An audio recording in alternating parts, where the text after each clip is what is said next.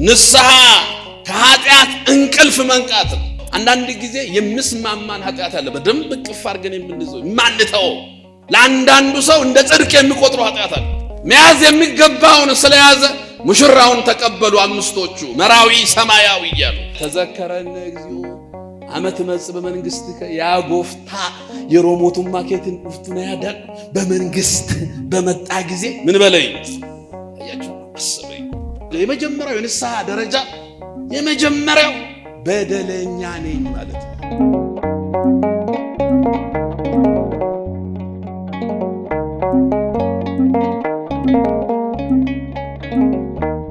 ድምጽ የምንሰማ ሁላችንም በአርያ ትምህርተ መስቀል ፊታችንንና መላ ሰውነታችንን እናማትባለን። በስመ አብ ወወልድ ወመንፈስ ቅዱስ አሃዱ አምላክ አሜን።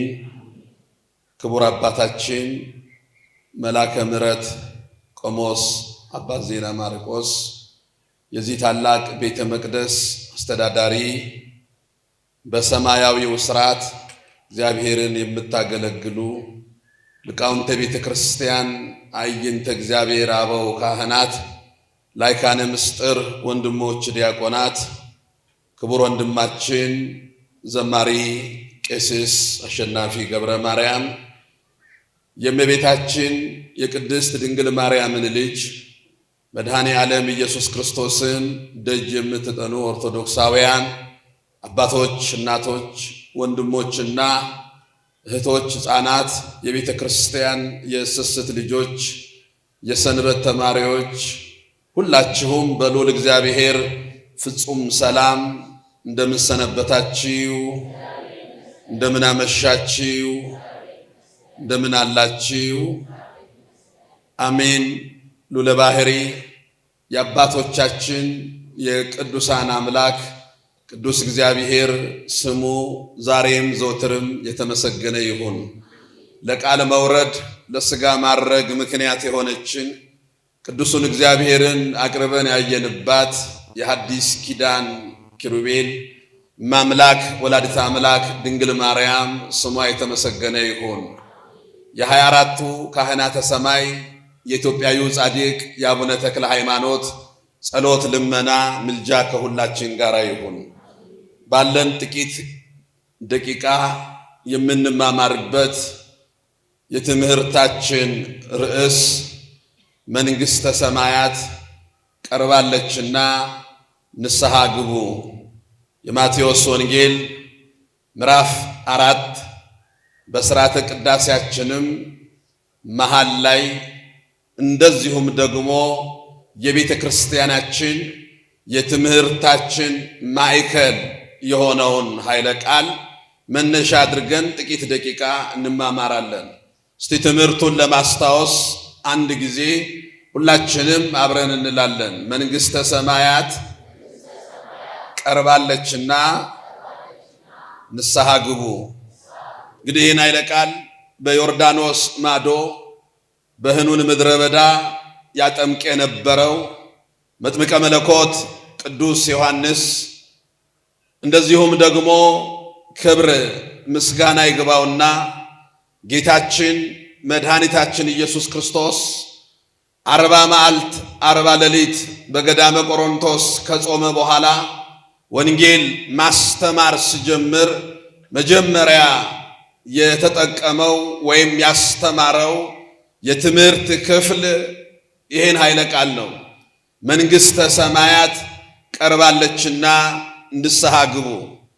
ምዕመናን አሁን እየጾምኑ ያለውን ጾም አባቶቻችን ነቢያት አስቀድመው ክርስቶስ ከመወለዱ በፊት በሩቅ ቆመው አምላክ ሰው እንደሚሆን፣ አምላክ እንደሚወለድ፣ አምላክ እንደሚሰደድ፣ አምላክ እንደሚጠመቅ፣ አምላክ ወንጌል እንደሚያስተምር፣ አምላክ ስለ ሰው ልጆች ፍቅር በመስቀል ላይ ተሰቅሎ እንደሚሞት አምላክ ነውና ሞትን ድል አድርጎ እንደሚነሳ በክብር በምስጋና ወደ ሰማይ እንደሚያርግ በአባቱ ምስጋና ከቅዱሳን መላእክቱ ጋር እንደምመጣ ከሩቅ የተመለከቱት ነቢያት አቤቱ እግዚአብሔር ሆይ ቀላያትን ቢሆን ቀድህ አድነን፣ ጽድቃችን እንደ መርገም ጨርቅ ተቆጥሮብናልና ይሉ የነበሩ ነቢያት ከሩቅ ሆነው አዲስ ኪዳንን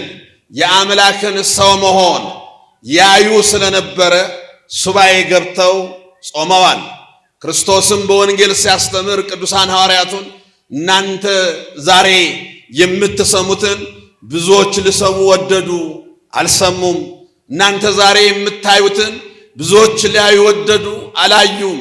ይህን ያዩ ዓይኖቻችሁ፣ ይህን የሰሙ ጆሮቻችሁ ንዑዳን ክቡራን ናቸው ብሎ እንዳስተማረው ነቢያት ከሩቅ ሆነው የተመለከቱትን ሐዋርያት ደግሞ አይተው ሰምተው የቃሉን ትምህርት የእጁን ታምራት ካዩ በኋላ ዞሮ አስተምረዋል። ሐዋርያው ብርሃነ ዓለም ቅዱስ ጳውሎስም እናንተ በነቢያትና በሐዋርያት መሰረት ላይ ታንጻችኋል ይለናል። እኛ የነቢያት ልጆች ስለሆኑ ነቢያት መሰረቶቻችን ስለሆኑ ነቢያት የጾሙትን ጾም እንጾማለን። ነቢያት ያመለኩትን አምላክ እናመልካለን። ነቢያት በሄዱበት መንገድ እንሄዳለን። መጨረሻ ላይ ነቢያት የገቡበት እንገባለን። ለዚህ ነው በዚህ ጾም ውስጥ ጥቂት አባቶቻችን ነቢያትን እያሰብን እኛ ደግሞ የነርሱ ልጆች ስለሆን ወደ ራሳችን ደግሞ ትንሽ መመልከት ስለሚገባ የጾም ወቅት አብዛኛውን ጊዜ ክርስቲያኖች ወደ ውጪ ከማየት ይልቅ ወደ ውስጣቸው የሚያዩበት ወቅት ስለሆነ ውስጣችንን የምንፈትሽበት ወቅት ስለሆነ ብዙ ጊዜ ብዙዎቻችን ስለ ብዙ ሰዎች ብዙ ነገር ተናግረናል። ስለ ብዙ ሰዎች ብዙ ነገር አውርተናል። ስለ ራሳችን ግን ምንም ነገር ተናግረን አናውቅም። ስለ ራሳችን ውስጣችንን አይተን ስለማናውቅ ውስጣችንን ለማየት እንድንችል ነው ይህን ትምህርት መነሻ ያደረግነው። ስለ ንስሐ ነው ጥቂት ደቂቃዎችን የምንነጋገረው። ኑይጆሌ ዱካ ቦታት ኑይጆሌ ራጆታት አኩማ ኪታብን ቁልቁሉን እቱሜ ቡሪኬና ራጆታ ዋንታኒፍ ራጆኒ ኦዶ ክርስቶስን ዳላኔ ወጋ ዲባ ቶርባን ዲባ ጃሃፍ ዲባ ሰዴቲዳን ዱራ አካ ዋቀዮን ሰሚራ ገዲቡ አካ ሀዳኬና ድብሮ ማርያም ረዳለቱ አካ ጎዳኑ አካ ጩጳሙ አካ ነማፍ ጀዴ ፈንፈሙ አካ ነማፍ ጀዴ ዱ አካ ዱአሙ አቴካው አካ ሰሚቶ ልባው አካ ዴቢዬ ዱፉ ፈጎዳን አርገኒሩ ራጆን ጆሌ ራጆታ ዋንታኔፍ ጾምኒ ራጆትኒ ጾማን ከነኒ ጾምና ዳንዲ ራጆትኒ ድራት ዴማን ንስኒ ዴምና ጆሌ ራጆታ ዋንታኔፍ አመንታንኬን አመንታ ራጆታት አካ ቁልቁሉን ጳውሎስ ኑትሜ ቡራ ራጆታ ራቱ እንደፈምተኒራን እንጀዴራ ከናፎ ዱምኒኬና ራጆታ ወጅዳን አካታው ሜ የሮ ገባባዳፍ ዋኤ ጋቢ ገሉ ጎፍታን ኬንስ ጩጳን ዮሐንስስ ሞቱማን ዋቀዮ ዲሃተራ ቀልቢ ጅጅራዳ ጋቢ ገላ መንግስተ ሰማያት ቀርባለች። ንስሐ ግቡ። ንስሐ ምንድነው? ክርስቲያኖች ብዙ ጊዜ የምንሰማው ኃይለ ቃል ነው። ውስጣችን ግን መግባት ያልቻለ ከኛ ጋራ መዋሃድ ያልቻለ ከመስማት አልፈን ወደ ተግባር መለወጥ ያልቻልነው አንድ ተግባር ቢኖር ይሄ ንስሐ የምንለው ነው። ንስሐ የመጀመሪያው ወደ እግዚአብሔር መመለስ ነው። እስቲ በሉ ንስሐ በሉ። ወደ እግዚአብሔር መመለስ ነው። ወደ ማን መመለስ ነው? ወደ እግዚአብሔር። ኃጢአት በደል ከእግዚአብሔር መለየት ነው። ሰው ኃጢአት ሲሰራ ከእግዚአብሔር ተለይቷል። ሰው ንስሐ ሲገባ ወደ እግዚአብሔር ተመለሰ ማለት። ስለዚህ ንስሐ ስንል ወደ እግዚአብሔር መመለስ ማለት ነው። ሁሉ ጊዜ የምንሰማው ያ የጠፋው ልጅ ታሪክ መጀመሪያ በአባቱ ቤት ነው የነበረው። ከአባቱ ጋር ነው የነበረው። እንቢ ብሎ ነው ሀብት ንብረት ተካፍሎ ነው የጠፋው። ሲጠፋ ደግሞ ሩቅ አገር ሄደ ነው ለመጻፍ ሩቅ። ይሄ ሩቅ ማለት የቦታ ርቀት አይደለም የሚያመለክተው፣ ፍጹም የሆነ ከእግዚአብሔር መራቅ፣ ፍጹም የሆነ ከአባቱ ቤት መራቅ። ነገር ግን የተማመነበት ብዙ ነገሮች አለቁ። ሀብት ነበር፣ ሀብት አለቀ። ወጣትነት ነበር፣ አለፈ። ብዙዎቻችን የማያልፍ የሚመስሉ ግን የሚያልፉ ጉልበት፣ ስልጣን፣ ዕውቀት፣ ሀብት፣ ንብረት፣ ማንነት እነዚህ ሁሉ ምድራውያን ናቸው። በምድር ላይ የሚቀሩ ናቸው። አንዱም ከኛ ጋር አብሮ የሚሄድ የለም።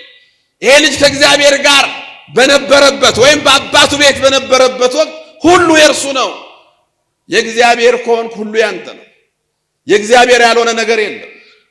ሰማይ ምድር የእግዚአብሔር ነው። የምታየውና የማይታየው ሁሉ የእግዚአብሔር ነው። ወገኔ እግዚአብሔርን ከያዝክ ሁሉ ቅዱስ ጳውሎስ እኮ ምንም የላቸውም ሲባል ሁሉ የኛ ነው አለ። ይሄ ቁሳውን ዓለም አይደለም፣ ከሁሉ በላይ ሆነውን ርስቱን መንግስቱን የሰጠንን ተስፋ እርሱ ስለሆነ ያ የኛ ነው አለ። ተመልከቱ፣ ሁሉን ካጣ በኋላ ባዶ እጁን ሲቀር አባቱ ትዝ አለው። ትልቁ ቁም ነገር እዚህ ጋር አጥቶ ባዶ ቀርቶ ማጣት ሀብት አይደለም፣ ማጣት ገንዘብን አይደለም፣ ዕውቀትን አይደለም፣ እግዚአብሔርን ማጣት። ተመልከቱ፣ ይሄን መንፈሳዊውን ዓለም ማጣት ባዶ እጁን ሲቀር አባቱ ትዝ አለው። ትዝ አለው አባቱ። ወደ አባቱ ቤት መመለስ ፈለገ። በአባቴ ቤት ብዙ ሰላም አለ። ወደ አባቱ መጣ። አባቱ የተናገረው ቃል ትልቅ ነው። ይህ ልጄ ጠፍቶ ነበር አለ፣ አሁን ተገኝቷል። አየ፣ ከሱ ጋር ስንጣበቅ ጠፍቶ ነበረ። በስጋ እኮ አለ፣ በመውጣት መውረድ ውስጥ አለ፣ በመነገድ ውስጥ ይኖር ይሆናል፣ በማረስ በግብርና ውስጥ ይኖር ይሆናል፣ በዓለም ስራ ውስጥ አልጠፋም። ነገር ግን ከእግዚአብሔር ከተለየ ጠፍቶ ነበረ። አሁን ግን ተገኝቷል። ወደ እግዚአብሔር ስንመለስ ነው ተገኝተናል መባለው። ክርስቲያኖች ሞቶ ነበር አለ። የሚገርመው ደግሞ እሱ ነው። እየበሉ መሞት፣ እየጠጡ መሞት፣ ብዙ ሀብት ይዞ መሞት፣ ስልጣን ላይ ተቀምጦ መሞት፣ ብዙ ህይወት እየኖሩ መሞት። አየ፣ ከእግዚአብሔር መለየት ነው መሞት። እናንተ በስጋማ መሄድ ነው ያለው ቅዱስ ጳውሎስ። ልሂድ ከክርስቶስም ጋር ልኑር እጅግ የሚሻል ነውና። አየ፣ መሞት ከእግዚአብሔር መለየት ነው። ዱን ዋቀዮ ወራደበው ነው። ሞቶ ነበር አለ። ልክ ወደ አባቱ ቤት ስመለስ ተነስቷል አለ። የሞተው ልጄ ተነስቷል። እልሚኮ ጉንዱ ኤቱሬ አማዱ አካይራ። ስለዚህ ንስሐ ወደ እግዚአብሔር መመለስ ነው። ክርስቲያኖች ንስሐ ከኃጢአት እንቅልፍ መንቃት ነው። እስቲ በሉ ንስሐ ከኃጢአት እንቅልፍ መንቃት ነው። ከምን እንቅልፍ? ከኃጢአት እንቅልፍ። የሚተኛ ሰው አይታችሁ ከሆነ አይኑ አያይም፣ ጆሮ አይሰማም፣ አፍንጫው አያሸትም፣ ምላሱ አይቀምስም፣ እጁ ቆዳው አይዳስስም። namni tokko horaa feejii isaan argu, gurri isaan dhaga'u, funyaan isaan suufu, arrabni isaan dubbatu, harki isaa gogaan isaa kun tuquu hin danda'u። ምንም መስራት አይችልም። የስሜት ሕዋሳቶቹ ሁሉ የሞቱ ናቸው። አያችሁ፣ ሰው ኃጢአት ውስጥም ሲገባ እንደዚሁ ነው። ለጽድቅ መተኛት፣ አይናችን እግዚአብሔርን ማየት ማቆም፣ ጆሮአችን የእግዚአብሔር የሆነውን መስማት ማቆም፣ አፍንጫችን የእግዚአብሔር የሆነውን ማሽተት ማቆም፣ ምላሳችን ከምስጋና መራቅ። ተመልከቱ፣ እያንዳንዱ የስሜት ሕዋሳቶቻችን ሁሉ ከእግዚአብሔር ይለያሉ። ምን ሲሆን? ኃጢአትን ስንሰራ። ቅዱስ ጳውሎስ እንዲህ ነው የሚለው በዚህ በሮሜ መልእክቱ ምዕራፍ 13 ቁጥር 11 ላይ ከእንቅልፍ የምትነቁበት ሰዓት አሁን እንደደረሰ ወቁ። ከየትኛው እንቅልፍ? ከኃጢአት እንቅልፍ። ከኃጢአት እንቅልፍ። መጥፎ እንቅልፍ እሱ ነው። የኃጢአት እንቅልፍ በስጋማ መተኛት አለ፣ ደክሞ ሞትም አለ። እንቅልፍ የምንለው ጉዞ መጥፎ እንቅልፍ የኃጢአት እንቅልፍ ነው። ሰው ተስማምቶት አንዳንድ ጊዜ የምስማማን ኃጢአት አለ በደንብ ቅፍ አድርገን የምንይዘው ማንተው ለአንዳንዱ ሰው እንደ ጽድቅ የሚቆጥረው ኃጢአት አለ። በደንብ ይዞት የሚኖረው ከዛ እንቅልፍ መንቃት ነው ንስሐ። ወዳጅ ተኝተህ እንቅልፍ ውስጥ ሆነ መንፈሳዊውን ዓለም ትተህ ለመንፈሳዊ ዓለም ሞተ። ተመልከት፣ ለስጋዊ ዓለም ነቅተህ ከሆነ እንቅልፍ ውስጥ ነህ። ንስሐ ከዚህ እንቅልፍ መንቃት ነው። ንስሐ ከዲያብሎስ ባርነት ነፃ መውጣት ነው። ከዲያብሎስ ባርነት አንድ ሰው በፍጹም ንስሐ ካልገባ የዲያብሎስ አገልጋይ ነው የሚባለው፣ የዲያብሎስ ልጅ ነው የሚባለው። namni tokko yoo gaabbiin galle yoo qalbiin jijjiiran garbicha ዲያብሎስ ዳጀደም የዲያብሎስ ባርነት። ለዚህ ነው ክርስቶስ በወንጌል እንዲህ ይለናል። ዮሐንስ ወንጌል ምዕራፍ 8 ቁጥር 34 ላይ ኃጢአትን የሚያደርግ የኃጢአት ባሪያ ነው ይላል። ነምኒ ጭቦጀቱ ገርብቻ ጭቡት ኃጢአትን የሚያደርግ ሰው የኃጢአት ባሪያ ነው። ኃጢአትን ካልተወ በቀር ለዛ ባሪያ ነው። ስለዚህ ንስሐ ስትገባ ኃጢአትን ስትተው ከዲያብሎስ ባርነት ነፃ መውጣት ነው። ማንም ሰው የእግዚአብሔር እንጂ የሰይጣን ልጅ መባል አይፈልግም። ነምኒ ቶኮ አኒልማ ዋቀዮ ጀደሙ መሌ አኒልማ ሰይጣና ጀደሙን በርባብ አይፈልግም። ለዚህ ነው ንስሐ ማለት ከኃጢአት ባርነት ከዲያብሎስ ባርነት ነፃ መውጣት ነው። ክርስቲያኖች ንስሐ ለእግዚአብሔር ፍቅር ለቅድስናው ብሎ ኃጢአትን መተው ነው። ለእግዚአብሔር ፍቅር ለማን ፍቅር ንገሩ? ለማን ፍቅር? ለእግዚአብሔር ፍቅር። ዝሙትን የምትተው በሽታ ፈርተ ከሆነ ሌብነትን የምትተው መስረቅን ፈርተ ከሆነ ንስሐ አይደለም። ዮሴፍ እንዴት በእግዚአብሔር ፊት ኃጢአትን እሰራለሁ ዋቀዮ ድሮት ተከም ጭቡራው ስለ እግዚአብሔር ፍቅር ብሎ ኃጢአትን መተው ነው ንስሐ። እግዚአብሔርን ብለህ ተመልከት፣ ስለ ክርስቶስ ፍቅር ብለህ ስለዛ ስለማይጠገብ ፍቅሩ ስለማያልቅ ፍቅሩ ብለህ ነው ኃጢአትን መተው። ጭቡ ከዲሱ ቀብዱ ጭቡ ከትፈቹ ቀብዱ ዱቡ ብራ ከፈጋቹ ቀብዱ ጃላላ ዋቀዮ ዳፍ ጀቲት ለእግዚአብሔር ፍቅር ብሎ ኃጢአትን መተው ነው ንስሐ። ለእግዚአብሔር ፍቅር ብሎ ለዚህ ነው ጠቢቡ ሰለሞን ኃጢአትን የሚሰውር አይለማምላል። እዚህ በመጽሐፍ ምሳሌ ምዕራፍ 28 ቁጥር 17 ላይ ኃጢአትን የሚሰውራት ሰውሮ ደብቆ የሚያስቀምጣት አይለማም። ለምን? ለእግዚአብሔር ፍቅር ብሎ መተው ነው ያለበት። ለእግዚአብሔር ፍቅር ብሎ ንስሐ ማለት እሱ ነው። የሆነ ምክንያት አድርጎ አይደለም። ለፍቅር እግዚአብሔር ብሎ ንስሐ የእግዚአብሔርን መንግስት ለመውረስ የሚያስችል የመንግስተ ሰማያት ቁልፍ ነው። የእግዚአብሔርን መንግስት ለመውረስ ሞቱማ ዋቀዮ ዳሉዳፍ ካንቲ ቆጶፍኑ ፉራ ሞቱማ ዋቀዮ ትጋቢገሉን የመንግስተ ሰማያት ቁልፍ ክርስቶስ በወንጌል ሲያስተምር የማቴዎስ ወንጌል ምዕራፍ 25 ላይ 10 ቆነጃጅት 5ቱ ሰነፎች 5ቱ ልባሞች ናቸው ይላል። ተመልከቱ፣ ሰነፎቹም ልባሞቹም እንቅልፍ አላቸው። እነዛ ዘይትና መብራት ይዘዋል፣ እነዛ ግን መብራት እንጂ ዘይት አልነበራቸውም። ሙሽራው መጣ፣ መያዝ የሚገባውን ስለያዘ ሙሽራውን ተቀበሉ። 5ቶቹ መራዊ ሰማያዊ እያሉ ከሙሽራው ጋር ገቡ ወደ ትልቁ አዳራሽ። እናንተ ያን አዳራሽ ለመውረስ አዳራሽ ምን ነው? ይሄ ምድር አይደለም። ከገቡ መውጣት የሌለበት በጉ ብቻውን መብራት የሆነበት እሱ ብቻውን ነግሶ የሚኖርበት ጥላቻ፣ ክርክር፣ ጸብ፣ ጦርነት፣ ረሃብ፣ መሰደድ የሌለበት እንባ የማይፈስበት ሀገር አለ። ያንን ለመውረስ ሙሽራውን የተቀበሉ 5ቱ ልባሞች ነበሩ። 5ቱ ሰነፎች ሙሽራው ሲመጣ ዘይት ፍለጋ ወጡ። ሙሽራው ገባ፣ በሩ ተዘጋ። የገቡበት ቁልፍ 2ቱ ናቸው፣ ዘይትና መብራት። ወዳጄ ብዙዎቻችን ዘይቱ እያለቀብን ነው፣ መብራቱ እየጠፋ ነው። ለዛ ነው ንስሐ ማለት ለመንግስተ ሰማያት ክርስቶስ የሰጠን። ለዚህ እኮ ነው የምደገም ምስጢር የሚሆነው ለዚህ ነው። ስለዚህ ንስሐ የመንግስተ ሰማያት መክፈቻ ቁልፍ ነው። ክርስቲያኖች ንስሐ ከሚመጣው የመጨረሻው ለቅሶ ማምለጫ መንገድ ነው። ለቅሶ ይላል ልቁ በቅዳሴው። ያን ጊዜ ለቅሶ ይሆናል፣ የማይጠቅም ለቅሶ ነው። ያን ጊዜ ጥርስ ማፏጨት ይሆናል፣ የማይጠቅም ነው። እናት የልጇን ጩኸት አትሰማም። ለምን? አይጠቅምም። ከመጨረሻው ጩኸት ማምለጫ መንገዱ ንስሐ ነው። ከመጨረሻው እንባ ክርስቲያኖች፣ ከመጨረሻው እንባ። እንዲህ ተሰብስበን ስንማር እንዴት ደስ እንደምል፣ እንዲህ ተሰብስበን ስንዘምር እንዴት ደስ እንደምል፣ እንዲህ ተሰብስበን ቤተክርስቲያን ስንመጣ እንዴት ደስ እንደምል። ማጠቃለያው ግን ከዛኛው ለቅሶ ለማምለጥ ከመጨረሻው የነነዌ ህዝብ አይታችኋል። የነነዌ ህዝብ እሳት ወርዶ ይታያቸው ነበር። እኛ ምን እስኪሆን እንደምንጠብቅ አናውቅም። እሳት ወርዶ ያዩታል። እሳቱን ከመሪዎቻቸው ጀምሮ ይላል እስከ ታች ያሉ ሁሉ ንስሐ ገቡ፣ አለቀሱ። አውጣን ከዚህ እሳት አሉ። እቢደዱ ፈከነራ ያዋቀየኑ ፈይስ። እግዚአብሔር መሐሪ አይደል? እግዚአብሔር ቸር አይደል? በፍጹም ልብ ወደሱ የተመለሱትን ይቀበል የለ? የመጣውን እሳት ወደ ሲና ምድረ በዳ የወሰደው እግዚአብሔር ልባቸው ላይ የነበረውን ንስሐቸውን አይተው ነው። አልቅሰው ነው። ወደ እግዚአብሔር ተመልሰው ነው።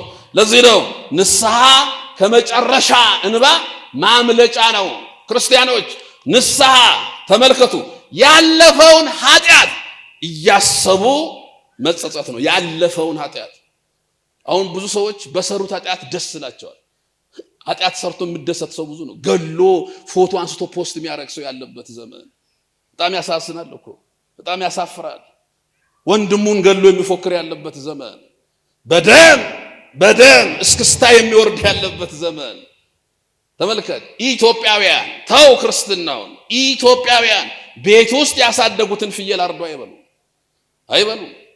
ይሸጡታል እንጂ ቢቸገሩት እንጂ ቤታቸው ውስጥ ያደገውን በግ ፍየል አርደው አይበሉ።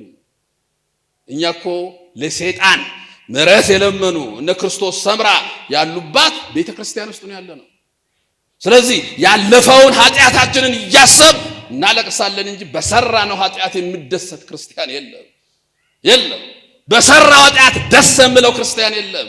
ጭቡ ራወት ሄዳን ጭቡ ወጀት ሄዳን ክርስቲያን ገመዱ እንጅሩ ጅራችሁ ሲንቀብ ያለፈውን ኃጢአት እስቲ ዓርብ ዕለት ሂዱ፣ ክርስቶስ የተሰቀለበት ቀን ሂዱ፣ ቀራንዮ ነው። ሁለት ሰዎችን በሁለት ምድብ እናገኛለን። የተሰቀለ በመስቀሉ በግራና በቀኝ የተሰቀሉ ወንበዴዎች እናገኛለን።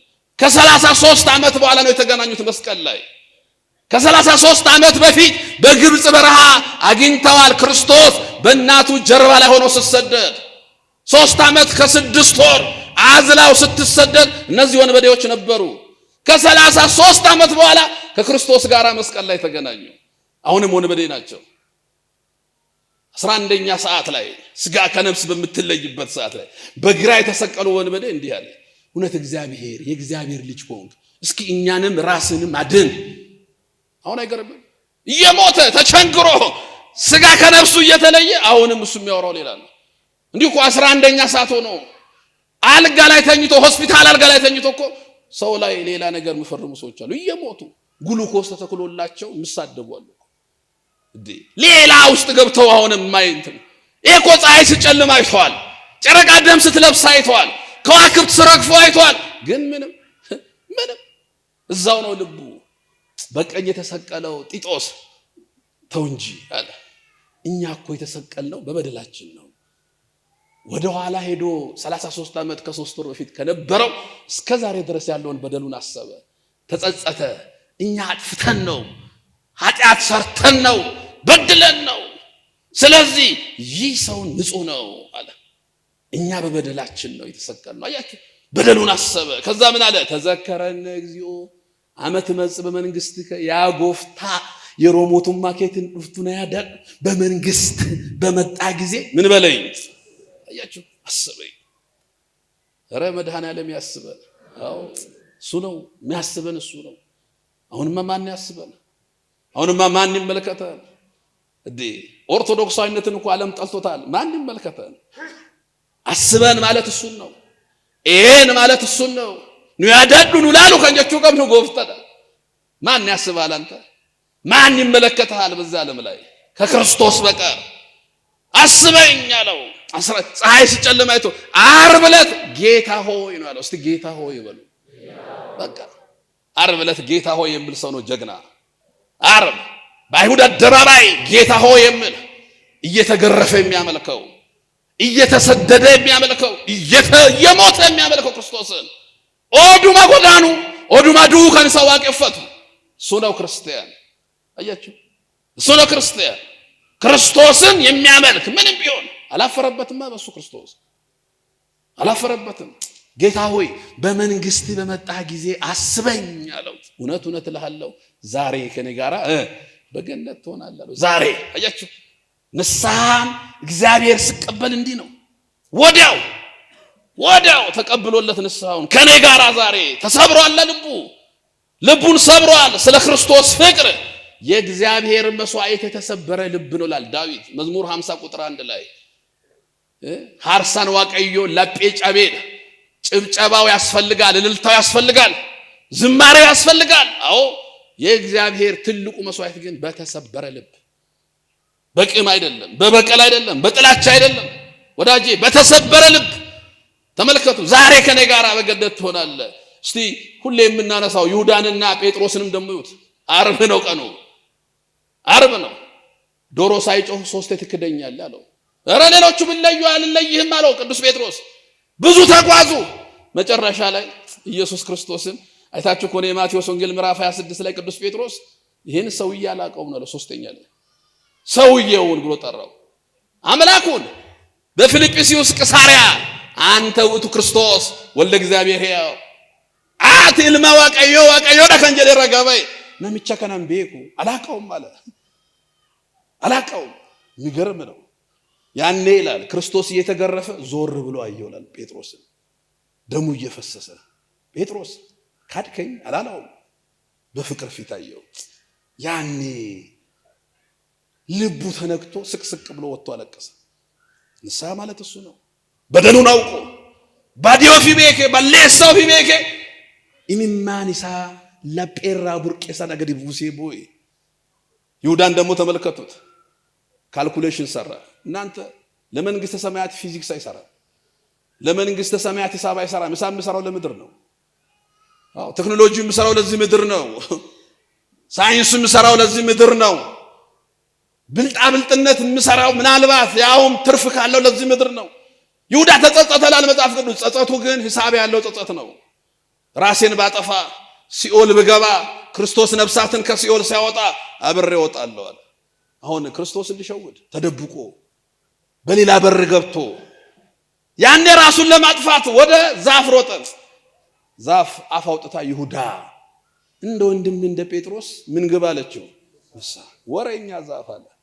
አሁን እኮ ዛፍ ቀርቶ ምንም ብናገረን የለንም። ዛፍ አፉን አውጥቶ ወሬኛ ዛፍ ብሎ ራሱን ሰቀለ፣ ወደቀ፣ አንጀቱ ተዘረገፈ። 40 ቀን አልጋ ላይ ተኛ። በ40ኛው ቀን ክርስቶስ አድርጓል ሲባል እንደገና ከአልጋ ላይ ወርቆ ሞተ። አያችሁ፣ የማይጠቅም ጸጸት አይደለም መጸጸት ያለብን፣ ሌላ ነገር ጋር የተሰበረ ልብ የሆነ ጸጸት። ክርስቲያኖች ንስሐ ለዚህ ነው የተሰበረው። ለንስሐ 4 መንገዶችን ወይም 4 ደረጃዎችን ማሰብ ያስፈልጋል። የንስሐ 4 ደረጃ። የመጀመሪያው የንስሐ ደረጃ የመጀመሪያው በደለኛ ነኝ ማለት። እስቲ በሉ እኔ በድያለሁ። አዎ ይሄ የንስሐ የመጀመሪያው ነው። አጥፍቻለሁ። ማንም ሰው ኃጢአት የለብኝም ብል ይላል ዮሐንስ፣ ራሱን ይዋሻል። አሁን በዚህ ዓለም በቃ ክርስቶስ ሞቶልናል። ከዚህ በኋላ ምንም ብንሆን ችግር የለውም። ኃጢአት እንኳን ብንሰራ ትንሽ ኮርኮም ተደርገን መንግስቱ ነው መንጋው ይመስላችሁ። ይሄ ሞኝነት ነው። ይሄ ውሸት ነው። ይሄ ውሸት ነው። ክርስቲያኖች ይሄ ውሸት ነው። እንደዛ አይደለም። ኃጢአተኛ ነኝ፣ በደለኛ ነኝ፣ አጥፍቻለሁ። ጌታ ሆይ እንደኔ አይነት ጥፋተኛ የለም። 2 ሰዎች ለጸሎት ቤተ መቅደስ ገቡ። ወንጌልን ክርስቶስ ሲያስተምር አንዱ ፈሪሳዊ ነው፣ አንዱ ደግሞ ቀራጭ ነው። ፈሪሳዊው በትዕቢት እኔ በሳምንት 2 ቀን ጾማለሁ፣ እንዲህ አደርጋለሁ፣ አስራት በኩራት አደርጋለሁ፣ እንዲህ አወጣለሁ፣ እንደዚህ ስላላደረከኝ አመሰግንሃለሁ አለ። ቀራጩ ግን አንገቱን እንኳን ቀና ለማድረግ አልደፈረም። ጌታ ሆይ በድያለሁና ምን በለኝ አለ። በቃ ይሄ ነው ንስሐ። በድያለሁ። ከሁለቱ ማን ጽድቅ ተቆጥሮለት ወደ ቤቱ ገባ ለክርስቶስ? ቀራጩ እንደ ፈሪሳዊ አላጠፋውም፣ አልበደልኩም፣ የሆነ የሰራኸውን ጽድቅ እየቆጠርክ አይደለም። አጥፍቻለሁ፣ ጌታ ሆይ ይቅር በለኝ። የመጀመሪያው እሱ ነው። በድያለሁ። አያችሁ፣ ሙስተረክስን አይደለም እኔ በድያለሁ፣ ወይዘሮ ይገለን አይደለም እኔ በድያለሁ፣ ቄስ ገለን ወይም ጳጳስ ገለን አይደለም እኔ በድያለሁ። በቃ መጀመሪያ እኔ ኃጢአት ሰርቻለሁ፣ ጌታ ሆይ የመጀመሪያው ነው። በድያለሁ። በለሰራ ጭቡራው ወደረ። ሁለተኛውሳ ኃጢአትን መተው። ሁለተኛው ደረጃ እሱ ነው የንስሐ መተው። ከዛሬ ጀምሮ ይሄን ኃጢአት የምትወዱ ኃጢአት ይኖራል፣ የምታሳድገው ኃጢአት ይኖራል፣ ደስ ብሎ አብሮ የምትኖሩ ኃጢአት ይኖራል። ሱስ ጥብቅ ያለው ሰው ይኖራል። ጫትን መተው ሞት የሚመስለው ሰው ይኖራል። ሲጋራን መጣል ኃጢአት የሚመስለው ሰው ይኖራል። መልሶ ራሱ ዝሙትን መተው ለሱ ሞት የሚመስለው ሰው አለ። እሱን ነው መተው። እሱን መተው ሁለተኛው እሱ ነው። ጩቡ ሰና ኢሱ ከሰጃለቱ ሰና ጩቡ ጉድስቱ ሰና ጩቡ ልቡ ከንከ ከሳ ሲሄደ ሆጂ ቢራ ወጀቻ ጅሩ ሰነዲሱ ሁለተኛው ይሄ ነው። ተመልከት ከተውከው በደለኛ ነኝ ካልክ ሶስተኛሳ መጥላት ለካ ይሄን የሰራሁት እኔ ነኝ ትላለህ። ሶስተኛው ደረጃ ኃጢአትን ወደ መጥላት ኃጢአትን ወደ መጸየፍ።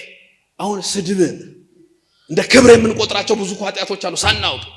በነገራችን ኃጢአት መንፈስ ነው፣ እርኩስ መንፈስ።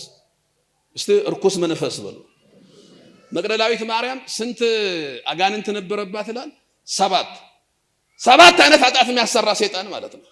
የዝሙት መንፈስ፣ የቅናት መንፈስ፣ የትውዝፍት መንፈስ፣ የስድብ መንፈስ ምን የሌለባት አለው 7።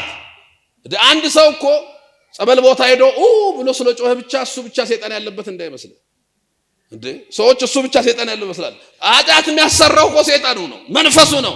የዝሙት መንፈስ ሆኖ የማይጮህ አንዳንድ ሰይጣን ተስማምቶ ስለምኖር ዝም አይጮህም። ለዚህ እኮ ነው ሰይጣን እንቀሰቀሰብኝ ይላል ሰው። አርፎ የተቀመጠ ተስማምቶት የሚኖር ሰይጣን ያለው ሰው አለ። አትቀስቀስብኝ የሚባል እንጂ ራሱ መንፈስ ነው። ስለዚህ መጥላት ማለት ከመንፈሱ ራስን ነፃ ማውጣት፣ ቅድም እንዳለው ከተኛንበት እንቅልፍ መነሳት። አራተኛው ደረጃ መናገር።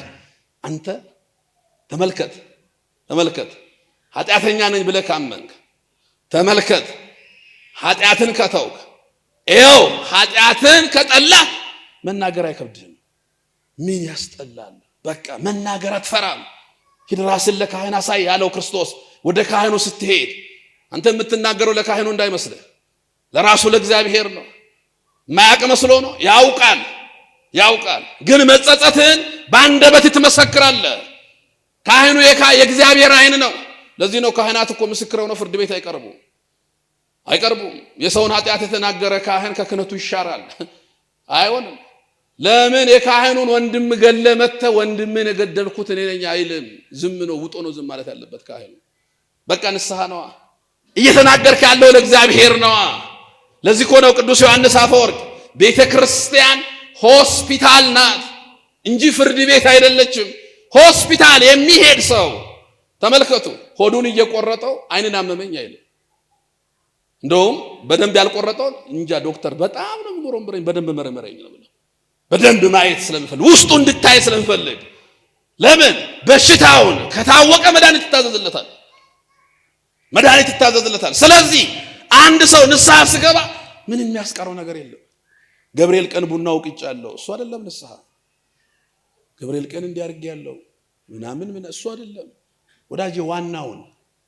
ዋናውን እሱን ነው ለእግዚአብሔር የምትነግረው። የሰራኸውን እሱ የሚያውቀውን ስናውቅ በድፍረት ሳናውቅ በስተት በሐሌው በነቢብ በገብር በማሰብ በመናገር በመስራት እሱ የሚያውቀውን ይኸው እግዚአብሔር ውስጤ በሽተኛ ነኝ መጥቻለሁ። አንተ በሽተኞችን አትጸየፍም። አጥፍቻለሁ ይሄን ውስጥን ይኸው መርምረኝ ጌታዬ፣ ሕክምና ይዘዝልኝ። ያንተ ሕክምና መድኃኒት ነው። ምገርም ነው። ሕክምና ስታዘዝልህ ጾም ነው። ጾም 2 በረከት አለው። ሕክምና ተዛዘልህ ጸሎት ነው። ጸሎት ሌላ በረከት አለው። ሕክምና ስታዘዝልህ ስግደት ነው። ስግደት ሌላ በረከት አለው። ሕክምና ስታዘዝልህ ምጽዋት ነው። ምጽዋት ሌላ በረከት አለው። ምን አይነት አምላክ ነው!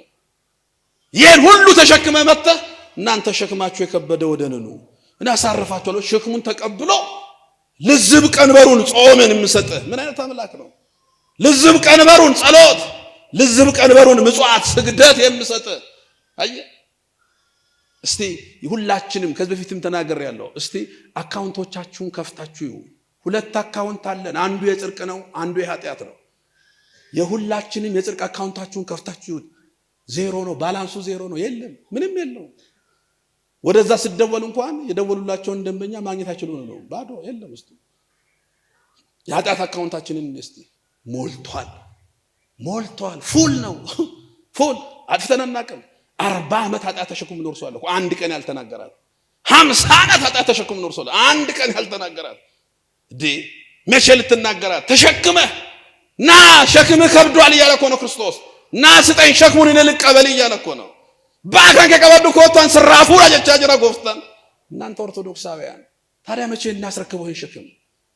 ለዚህ እኮ ነው ዮሐንስ በራእዩ ምዕራፍ 21 ላይ የሕይወት መጽሐፍ ተከፈተ። ሙታንም በመጽሐፉ እንደተጻፈ እንደ ስራቸው መጠን ተከፈላቸው። እንደምናቸው መጠን እስክንሞት ድረስ የተጻፈው ሁሉ በእርሳስ ነው። ንስሐ የሚባል ላጲስ አለ ያጠፋዋል። ለምን ዜሮ አናደርገውም? ለምን ተባብረን የኃጢአት አካውንታችንን ዜሮ አና ለምን መምሬ ጋር ሄደን ተናግረን ፋይ ለምን አንልም? እንዴ ተሸክመህ ከምትጓዝ አታራግፍም?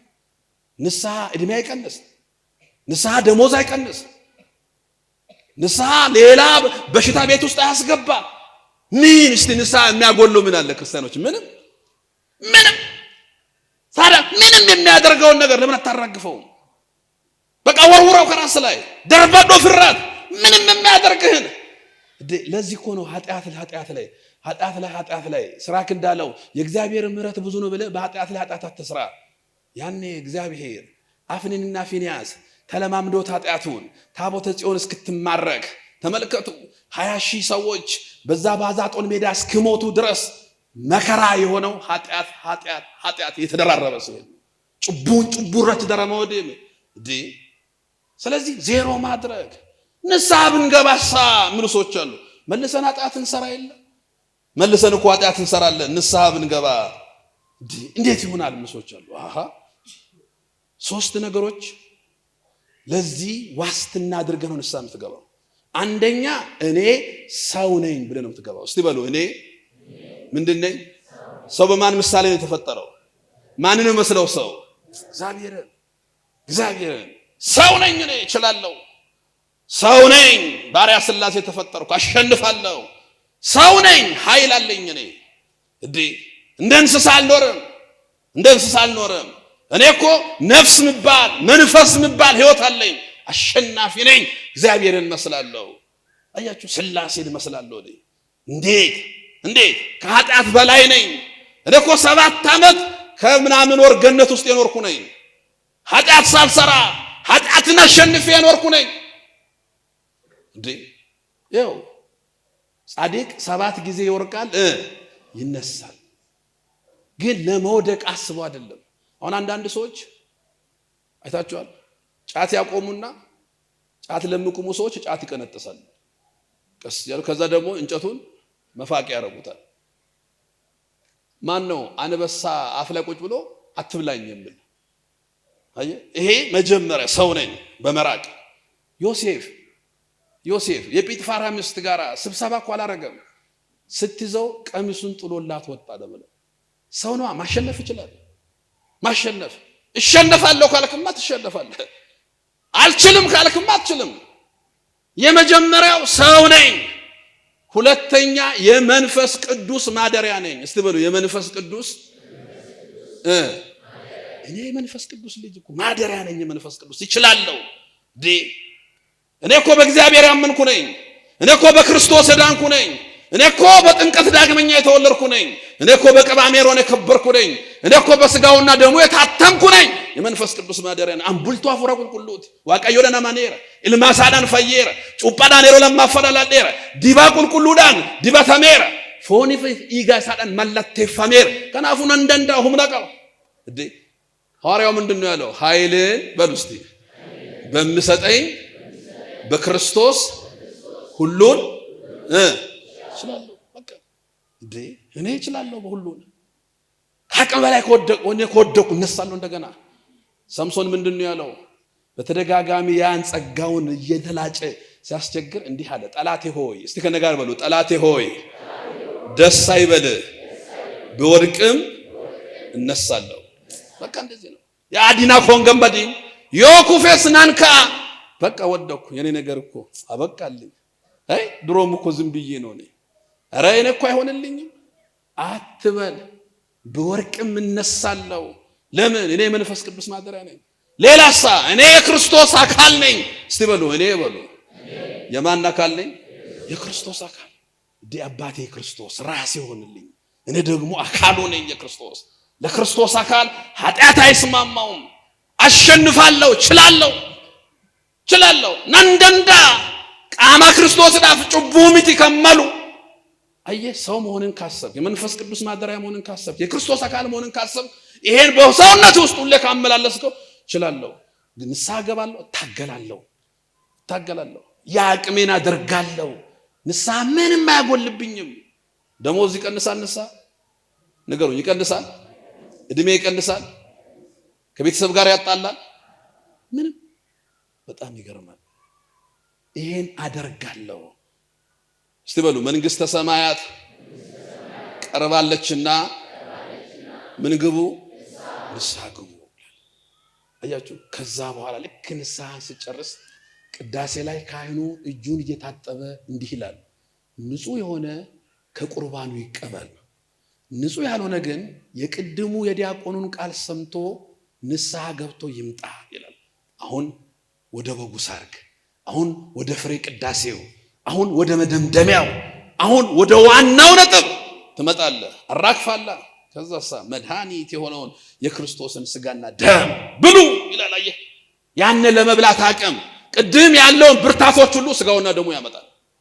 አየህ የሰውነትን ልክ ስጋውና ደሙ ያመጣልሃል የሰውነትን ልክ ተመልከት ስጋውና ደሙ የመንፈስ ቅዱስ ማደሪያ መሆኑን ስጋውና ደሙ ያመጣልሃል ከዛ ቀጥሎሳ የክርስቶስ አካል መሆኑን ስጋውና ደሙ ያመጣል እናንተ መቼ ነው የምንቆርበው ወጣቶች መቼ ነው የክርስቶስን ስጋና ደም እንቀበለው እንዲህ እንዳማረብን አንድ ቀን ተሰልፈን በእውነት ንስሐ ገብተን ደኔ ልቁረብ እንጂ ዘንድሮ ምን ይሆናል ቁርባን አይን የለው ጆሮ የለው አፍንጫ የለው አይደል ክርስቶስ ንስሐ ለምን አልገባም መድኃኔ ዓለም ስጋ ቤት ይባላል ማን ስጋ ቤት አማኑኤል ስጋ ቤት ይባላል ማን ስጋ ቤት የለም እንደዚህ ይባል አለ እኮ መድኃኔ ዓለም ስጋ ቤት እኮ ይሄ ነው እናንተ የመድኃኔ ዓለም ስጋ ቤት እዛ ሄደን እንቁረጥላል የት መድኃኔ ዓለም ስጋ ቤት አረዝ ያለለ ትልቁ የመድኃኔ ዓለም ስጋ ቤት የዘላለምን ህይወት የምታገኝበት